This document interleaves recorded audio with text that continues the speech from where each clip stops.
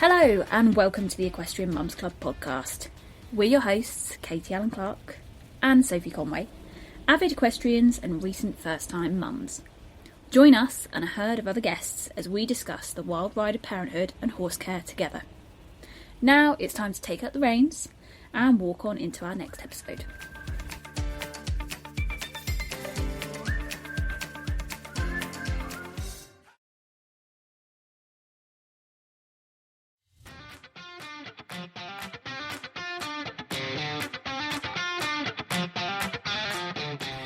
Thanks for listening to another episode from the Equestrian Mums Club. It's been great to have you along for the ride. We've been your hosts, Katie Allen Clark and Sophie Conway. Make sure to hit the follow button to hear more from us as we dig deeper into the world of ponies and parenthood. And until next time, stay smiling, safe and stay sane.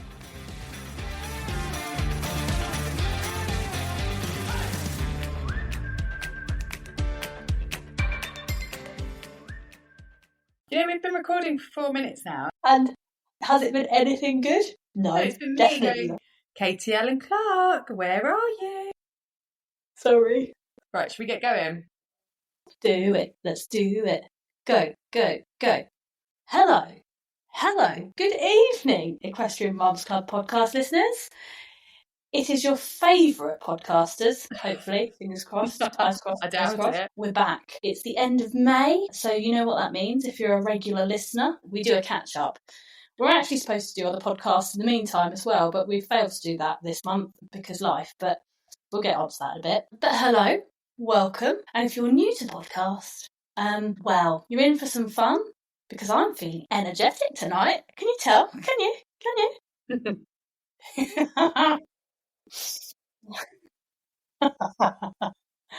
I'm feeling energetic though because I managed to have a shower, like a hair wash shower.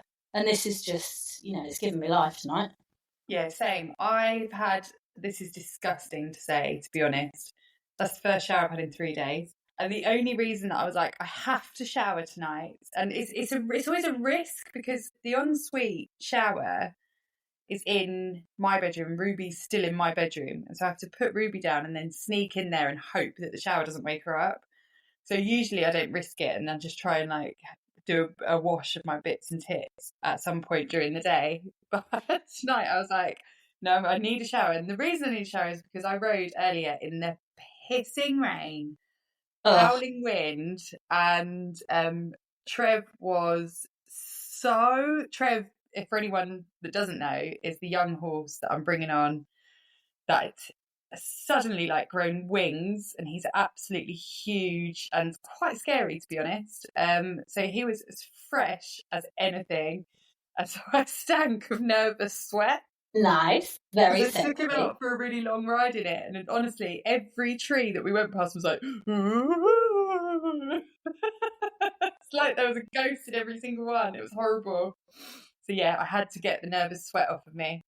Well, I didn't have nervous sweat, but I was going to put a post up about this today on our Instagram. I'm kind of at that stage where I don't really know which smell is more pungent.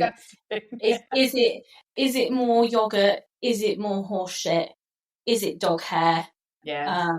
Is it WD-40 randomly? Because I've been out oiling all the hinges on everything. Yeah.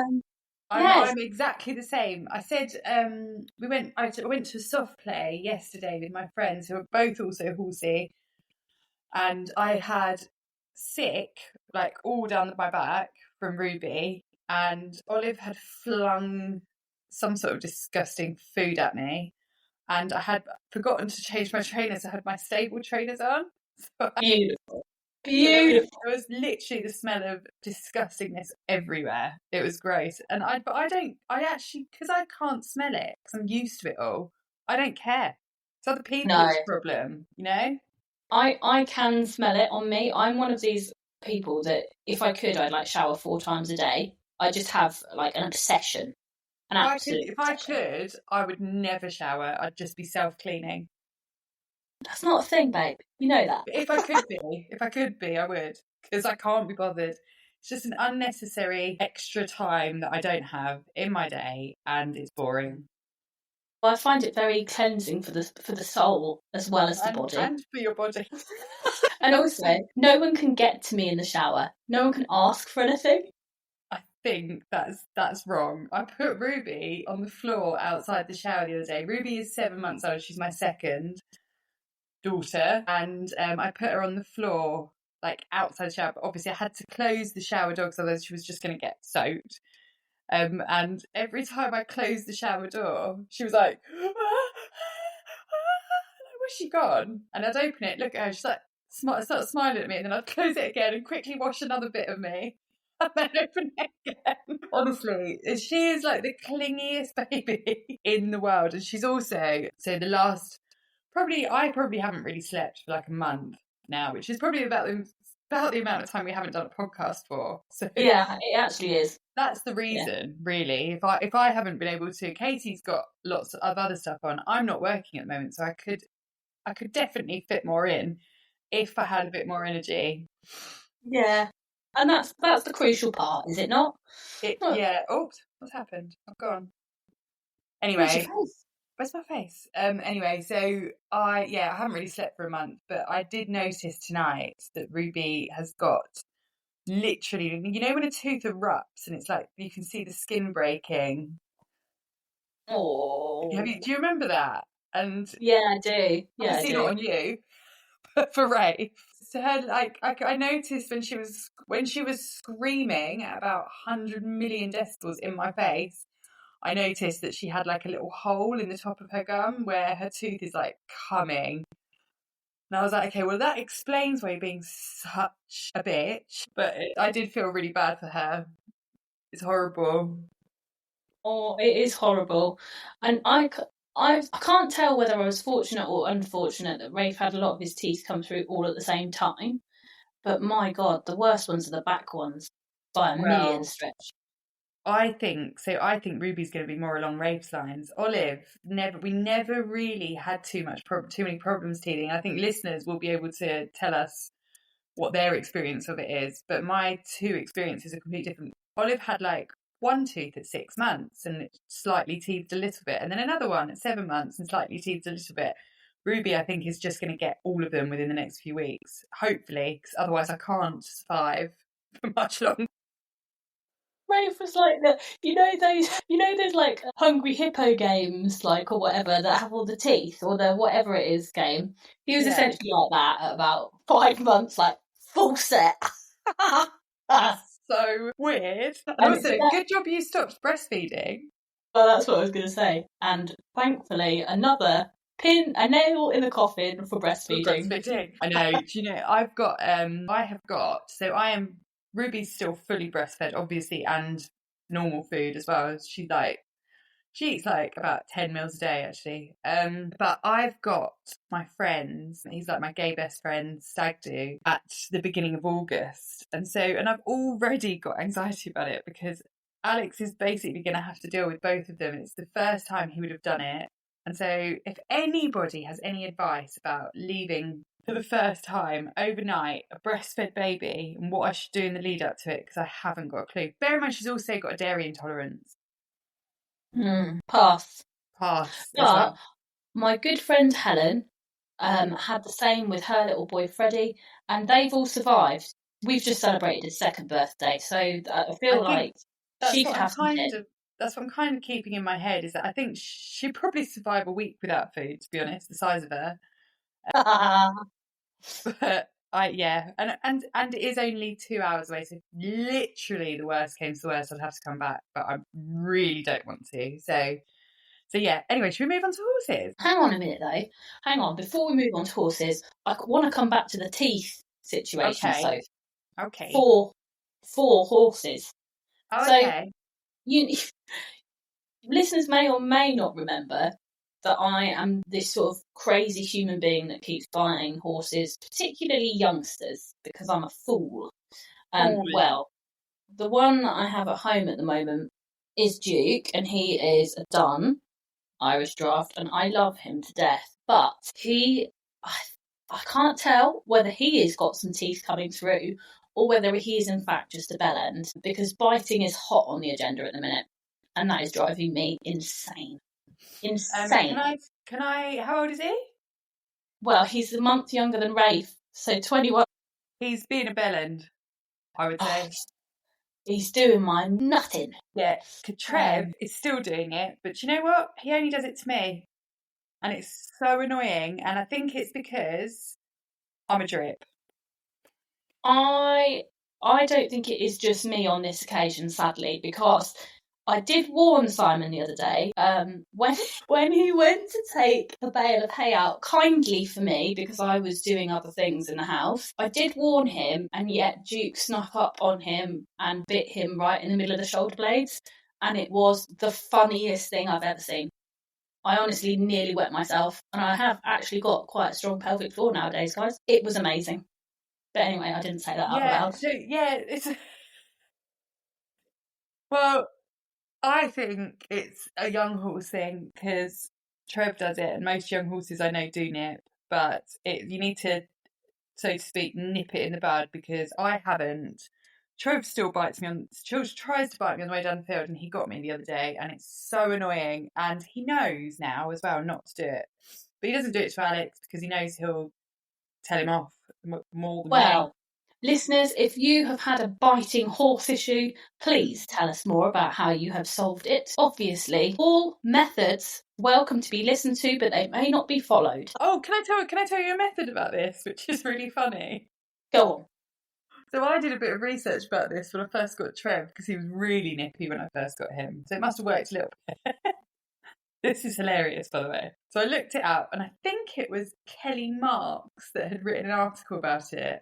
And obviously she's very natural horsemanship, blah, blah, blah. She said to give them a little kick in the shin. This is Monty Roberts. This is Monty Roberts? Yeah. Yes. I was doing that for a little bit. And Alex saw me do it, and he was like, what the fuck are you doing? I was like, I read it somewhere. And he was like, why are you kicking him in the shins? Are you trying to give him bruises and lumps? And I was like, no, I'm trying to tell him to stop biting me. He was like, you are a happy hacking idiot. Well, yeah, we'll see which method works, but sadly or not sadly, this particular youngster is very brave. And I mean very brave. Is this the one you like or the one you don't? This is the one that I really like, yeah. He's going to be a fantastic cross-country horse, but if we get to that point. Well, talking of horses, so I don't know if people have listened, then they'll know that I've had this horse and I've struggled with him and lost my confidence a little. Not so much lost my confidence, but like I'm a bit bottly on him. And then lost Oscar, and so I've really been getting going with Trev now more recently, and I've actually been enjoying riding him. But he is like a serious horse. He's far too good for me. Like, he's so nice. And you look at him now, I'm like, oh my, what am I doing with this horse? I need a pony. Anyway, he's scared of puddles. It's not good. He lives in the UK. That's a real. That's why I rode him. That's part of the reason why I rode him today when it was raining. I was like, you're going through some water. And yeah. Again, listeners, please, any advice about getting horses through water would be great. Essentially, this podcast episode is just us admitting that we really need some help, okay, guys? If anybody's got any pills that I can take to sort of get me through the next month, would be great. On a serious note, though, I was thinking about, planning this episode. Because sometimes we do plan like things to say. We need to do some planned ones as well, don't we? Yeah, we do need to do a bit more planning. But sometimes, and I was thinking about what we could say on this today, and I thought, there's a lot of guilt for not doing some more recording recently. But we've had some really, really nice messages come in, like the Instagram and Facebook inboxes recently, where either people that we've, have followed us for a while now, or new people have said, oh, I've just found a podcast and I'm really enjoying it, yada, yada. And it's always really a little bit embarrassing when people say that, because you're at the other end going, thanks, smiley face. I don't know what comes in, by the way, everyone, because I'm not allowed to go on it, because I've been banned from all social media, so there. Not because I'm a control freak, but because you keep changing the profile picture to pictures. I did that once. I only did that once. It's because Katie's a control freak, but it's also because I read the messages and And I then love forget. the messages and I forget to reply and I forget to tell Katie, so no one ever gets back to you. That's why. But thank you for that admission. That makes me feel a little bit better. But anyway, so people have been saying, oh, just found it, really like this episode, whatever. And I said, oh, thanks, that's really kind. I wish we'd have done some more. But lots of people have said recently, actually, and this has made me feel a little bit better inside. Oh, it's quality over quantity. And I'm like, well, it's a good job you think it's quality, babes, because... Well, yeah, but yes, I agree with them, actually, because I think we could sit here like every week and ramble on about crap in our life, but We are doing that we right are now. doing that right now. Yeah, actually, yeah, we are. Okay, yeah. Whatever you were going to say, it was really valuable, but yeah. But on a serious note, I think this just highlights sometimes life does get in the way. That's all right. Yeah. Yeah, and I think anybody listening's probably is either got horses, got kids, or is thinking about getting a horse, or is thinking about having a kid. And I'm not sure we're the best example of like promoting any of those things. Yeah, exactly. We're not. But also, I think that most people would relate, to be honest. Yeah, would hopefully be sympathetic to us. Having horses didn't quite beat the type A personality out of my body, but having a child like sealed the deal. I haven't got it anymore. I can't. You have, Katie. Yes, you I have. can't. Come out with me for a day and you'll be like, I'm still type A. I am that person that turns up at soft play and looks at all the other mums with their little packed lunches and their snacks and everything. And I'm like, oh, Olive Johnson pom bears. Oh, God. Yeah, I do actually. Talking about that though, I had this awkward moment. So we're recording this on Tuesday the 27th of May. Monday the 26th of May in the UK was a bank holiday. So for us, we're off work, most of us, if that's a thing. If you don't work with horses, you're off work. Yeah. If you don't work with horses, you're off work. Or live events or broadcasting or any of the above, ... But yesterday we took Rafe to a second birthday party, which I alluded to earlier. All of these kids sat down really nicely at the dinner table to eat their little lunch. And the parents were going, no, Ottilie, you can't stand up with food in your mouth. My child is literally sprinting around the garden as Simon is trying to shove a bit of quiche in his mouth. Because neurodiverse people, I can tell already, he is like a pinball machine, this kid. Yeah, but also that's a boy. Unbelievable. All these other little boys, beautiful, taking turns. My child literally launching himself headfirst down a slide. And I'm thinking, he's a liability. Absolute liability. Oh no, do you know what? You know my friend Cheryl, we've done a podcast with her and it's one of the best podcasts we've done. You need to listen to it if you haven't. So you know Cheryl, Katie? I do. So we went to soft play on, when was it? Oh, on Monday. Yesterday. Oh my Yeah. God. Days. On the bank holiday. Yeah, so yesterday. And Theo is just hilarious and we love him to death. So the girls are running off and they're holding hands and they're going down the slide. And then occasionally we'll just see Theo like wandering aimlessly through some netting. And Cheryl was like, oh God, he's wet himself. And it was hilarious. And though poor Cheryl, it wasn't that funny for her. Actually, it was funny for her. We just sort of stood there watching them all. We were like, oh yeah, he has. She was like, I better get him. I was like, better get him. My child's learnt the word poo recently, which, considering he doesn't have that many words, it's pretty astounding. But he also knows what it means as well. He's not just saying it for effect. So if he comes up to you, looks you dead in the eye and goes, poo, that's in fact an order to deal with the problem. Oh, is it? Yeah. That's quite clever. When I came back from nursery, my beautiful 2-year-old Angel, who sometimes turns into an absolute devil, came back from nursery. This was ages ago, like a couple of months ago, and just started saying, "Ha, mummy, I did a trumpies in your face."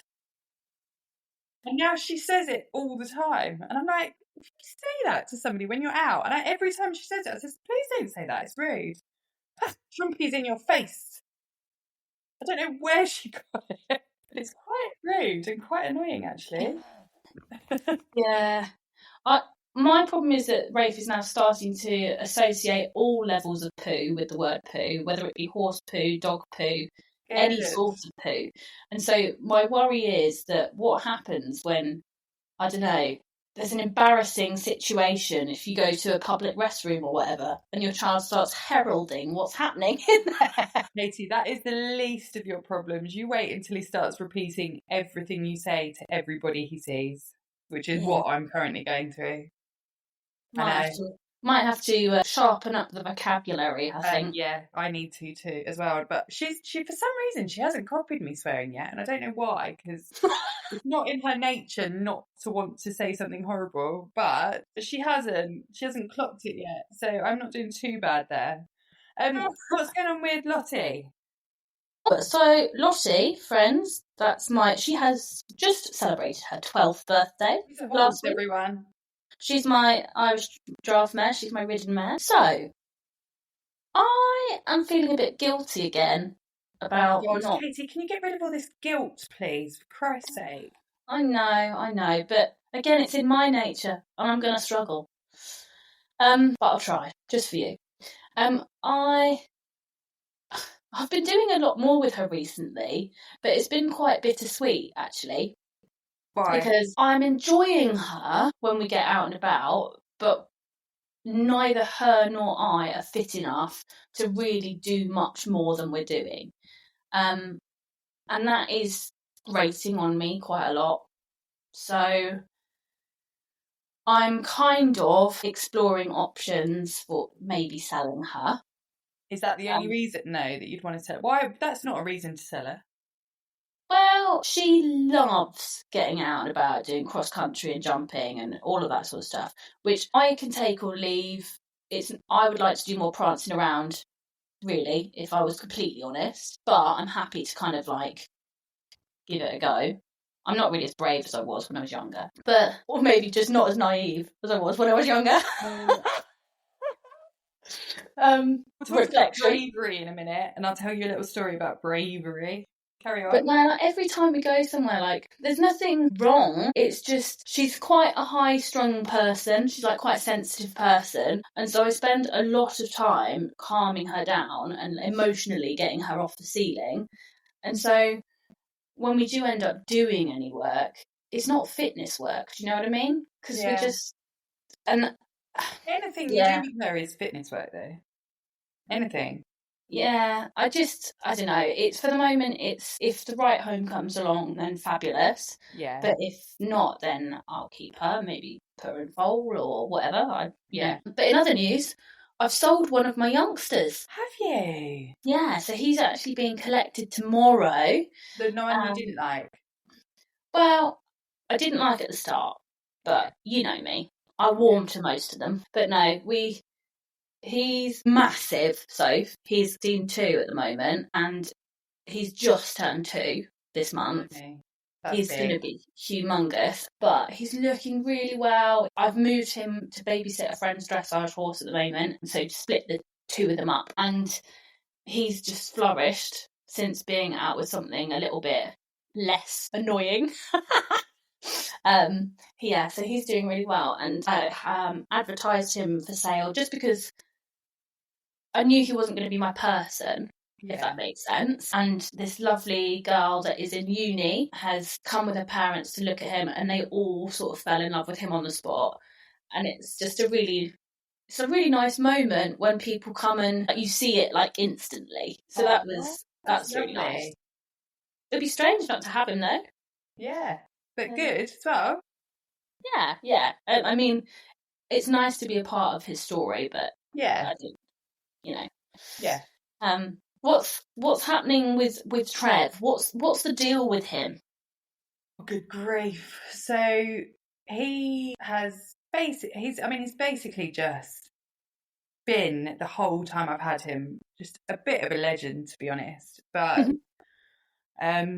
just before badminton, he basically, I was always going to give him a little break because he started, you know, when they grow a little bit, they go a little bit uneven and, you know, they need a little bit of time. I was always going to give him a couple of weeks after we did quite a lot with him. I was doing loads of sort of fitness work and hacking him out and doing like, you know, good half an hour hack on 4 or 5 times a week, and then with a little tiny bit of grass schooling in the middle. So really no pressure stuff. And then I wanted to give him a little break and then bring him back in and just get him going a bit more and do a bit more. And so that's what I've done. So gave him he had about 2.5 weeks in the end, maybe 3 weeks off. Came back, he looks unreal, like absolutely gorgeous. He's grown about a foot, I think. I look like a pea on a drum. And, you know, his coat's popped and everything, but he's also popped. And the grass has come through with this little bit of rain that we've had, and he is just fresh as anything. And so took him to Wickstead on Saturday, did a couple of tiny little jumps and just schooled him around there for like 20 minutes, half an hour, and he was great. And then I long reined him yesterday and almost lost him. I was like skiing across the field. And I've actually got a dressage lesson tomorrow, so I'm going to a guy called Davey Harvey, who's just down the road, who came from Thailand. Do you know him? Yeah, I do. Oh, I didn't know him. I'm only going there because I found him like on Facebook and was like, oh, he looks quite good. So but I spoke to someone else today and they said, oh, he's great. So yeah, I'm going there for a lesson tomorrow, which I'm really excited about. Actually, I never get excited about dressage, but because I'm such a fucking wimp nowadays, I really want to get into dressage a little bit so I can get him out, because he's a lot of horse for me, like a lot. So I need to really get confident in him before I can take him a step further with the jumping, I think. And I really need to get him out to some shows, but he is going to bounce off of the bloody side of the arenas when he sees other horses in the warm-up. So I need to build up to that a little bit, I think. I've been getting, like I said earlier, Lottie out and about a bit more. Weekend, I'll go into that maybe a bit more, but last weekend we went to another arena. The weekend before we did some clear round show jumping. I know, you were amazing. Well, it was ridiculous. It's very small, but I don't like leaving the ground, so it was a big deal for me. It was a big deal. It wasn't just, it doesn't matter how small it is anyway. And also a big deal because we'd never jumped a full course together. Exactly. So I was a bit like, I don't know what I'm doing this for, to be honest. But anyway, she loves it, so we gave it a go. But you loved it as well. I mean, I loved it when I remembered to breathe. Yeah. Do you know what? That's funny that you say that, actually, because when Trev he doesn't do anything wrong, and don't get me wrong, he's well within his rights to have a little mess about. But what he does is he does like a little half rear and sort of scoots off, and then does another little half rear and then scoots off, and then maybe does a slightly bigger rear and then scoots off. So it's a bit nappy, whatever. When he does it, I just completely forget to ride. Like, I just sit there. Well. On Saturday, just gone, I said about an arena hire. I took Lottie to someone I know who was interested in perhaps purchasing her.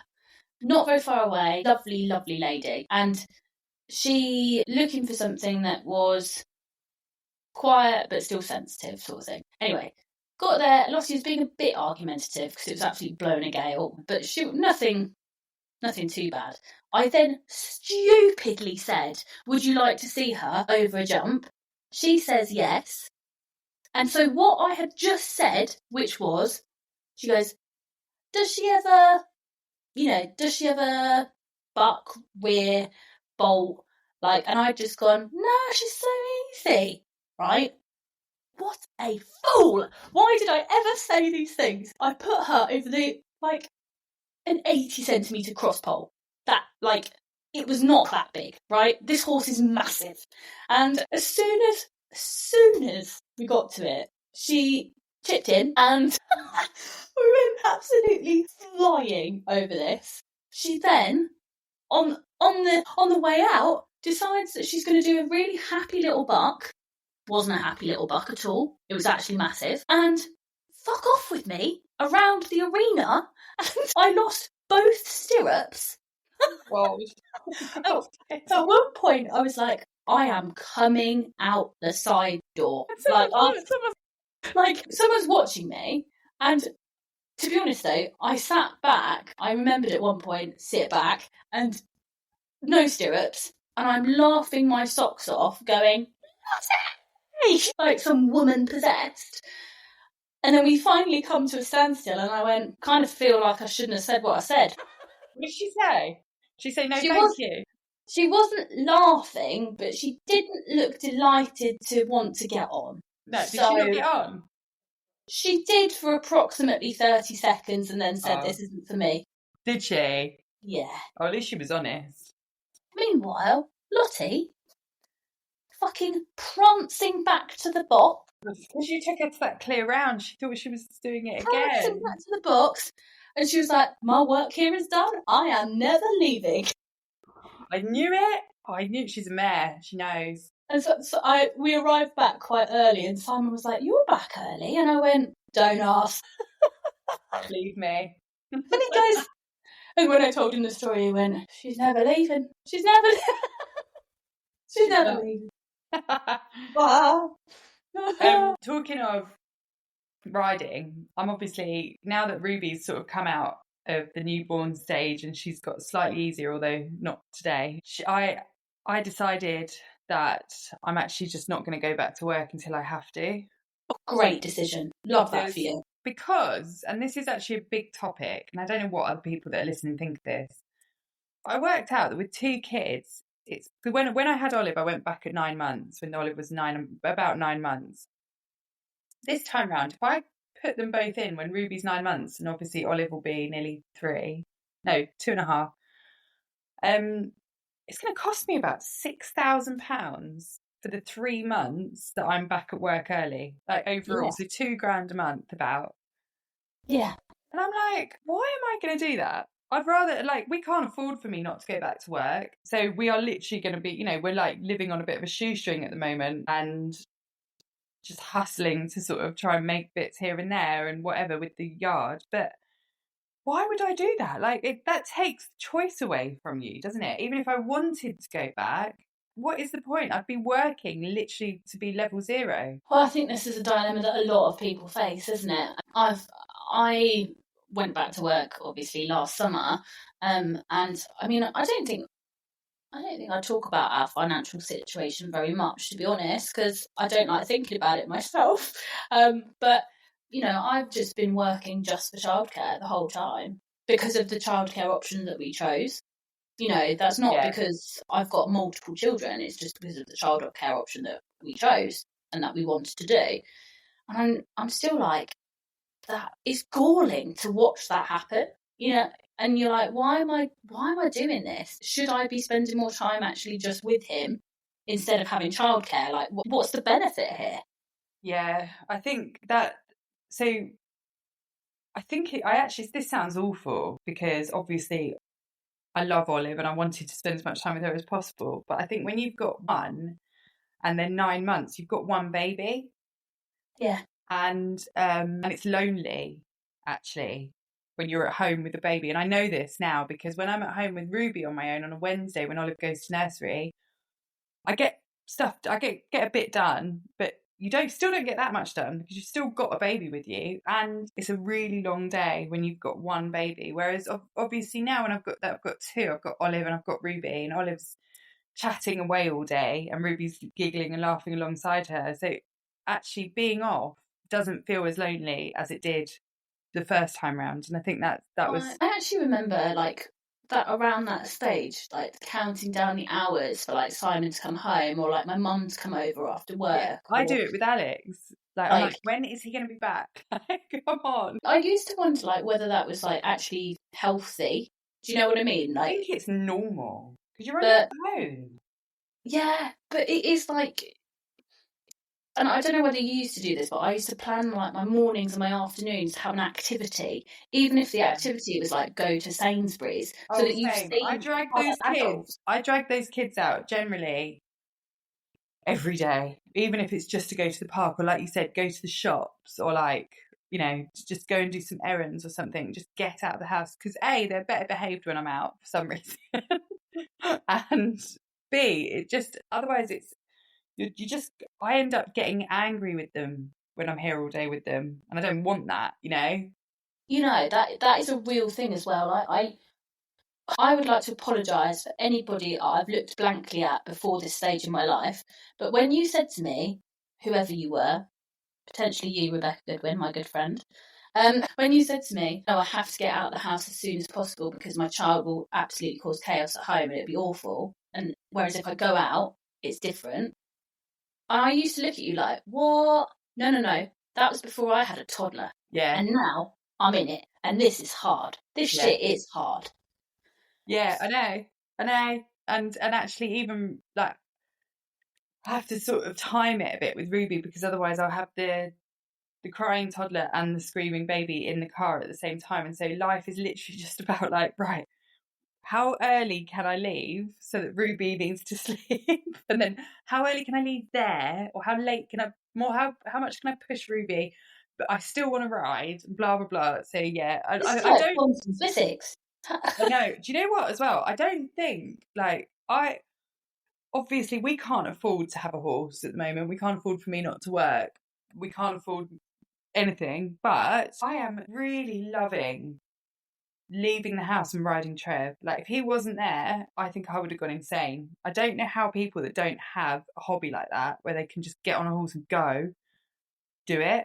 Yeah, and that's the other thing, isn't it? Like, my heart goes out to so many people that have had to, you know, change that part of their lifestyle due to having kids. Well, and we might have to at some point. We probably will have to. If we sell Trev, I might not be able to afford to get another one. You never know what stage in your life you're at. So, and you It's might. all right, love. You can have one of mine. No thanks. Oh, apparently I'm insane. You can always have one of mine. It just depends which one you want. None Maybe of them. I don't want any of them. Maybe Shetland. No, I don't want any of them. Yeah, Shetland. But yeah, it's tough, isn't it? Like, not only the time juggle, but then the emotional juggle of it as well.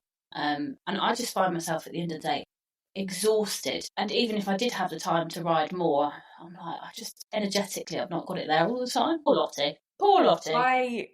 Do you know what really does help? And we do need to wrap this up in a minute, because I got up at 4 o'clock this morning because Ruby won't have a lay-in past 4:30 a.m, which is delightful. That's nice. I do love Ruby, but she is she's got her ways. She's a different baby to your first. Her ways about her, yeah, which I'd like to change.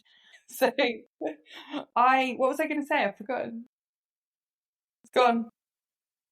What was I saying? It was insightful. What? I don't know. It was insightful though, wasn't it? It was, yeah, but it's gone. So it can't have been that interesting. I'll edit this bit out, shall I? Bloody hell was I saying? Literally, my fucking brain. I said, talking of exhausted, I can't remember. I was saying about not having the energy for Lottie at night. Oh, yeah. So having something to focus on has really helped me. So I've made like a little plan. So obviously I'm having this dressage lesson tomorrow, and then I'm going to take him out to a dressage, and I'm going to have a jump lesson in the meantime. And having a little plan has made me ride him. Do you know what else has made me ride him? Him being fresh as fucking hell has made me ride him, because I'm like, I'm not getting on you tomorrow if I haven't ridden you today. So he got hammered around the roads today, and if he's still fresh tomorrow, I don't know what to do. I mean, the thing is, though, he has got youth on his side. He's very youthful and very powerful and very well. Whereas mine is powerful, she also has like sort of given up the day job sort of thing. So yeah, when they get to Oscar was like that. I could have not ridden Oscar for 2 weeks and got on him and taken him around bloody anywhere. But Trev, I can't do that, and I can't afford to die. No, and Alex can't afford for you to die either. So Alex can't even. Don't talk to me about Alex, right? Edit that out. No, people need to know. Edit that out. He's great. Alex is brilliant. It's all right, guys. It was our 6th wedding anniversary on Sunday, and we nearly didn't make it to 6 because I nearly murdered him on Saturday. So really need to read that book. That's How to Not Hate Your Husband When You've Had Kids. If anyone's read it, can you give me the synopsis, please? Because I'll read it and I'll give you the synopsis. I need to read that. Right, I've got to go because otherwise I'm going to fall asleep. Sorry, I'm really tired. I don't know why I've hit a wall. You know when you do that? All right. Equestrian Mums Club listeners, You know that you always get it raw and real with us. This is just the way we roll, isn't it? If you'd like this episode, please just give us some comments or some feedback or some advice for the areas that we really desperately need it, which is, let's face it, all of them. Everything. So, absolutely everything. Everything we've asked for in this episode, everything we've said is like, has anyone got any help? Can anyone help us? but that's what real friendship's like, kids, isn't it? Sometimes you give and sometimes you take, and this month, boy, do we need to take. So, well, you know, we're being real with you here. So, yeah, we'll see you on the very next episode, but be prepared because I've got some new plans I have about who we're going to speak to. So it might not just be us. I don't know what these are, by the way. I'll talk to you tomorrow. See you on the next one, kids. Bye. Bye-bye. Bye.